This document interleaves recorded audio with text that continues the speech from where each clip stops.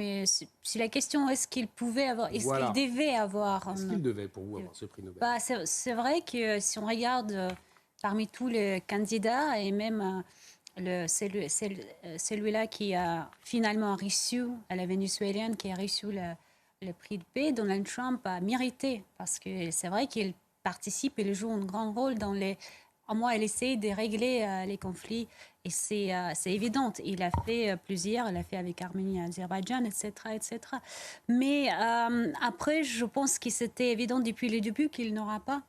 Parce que, déjà parce que les comités ne vont pas choisir Donald Trump, parce que il y a des deux poids de mesure. Je pense qu'il y a ceux qui n'ont rien fait, mais ont reçu le prix de la paix. On peut parler d'Obama, par exemple, ce qui était le cas. Il n'a vraiment rien fait pour la paix, mais il a reçu parce que c'était un peu en trend à l'époque. Donald Trump, qui gêne beaucoup de monde, donc il n'a pas reçu.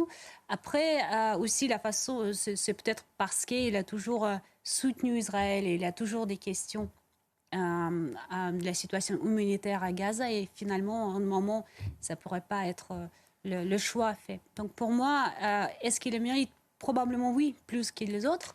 Est-ce qu'il...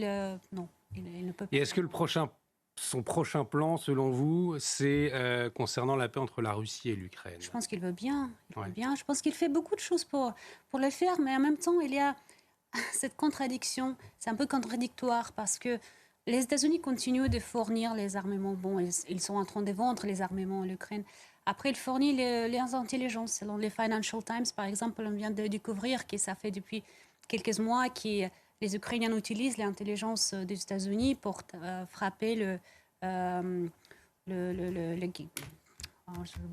refinery of petrol.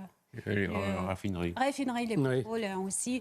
En fait, c'est une façon de mettre la pression sur la Russie pour changer la situation économique.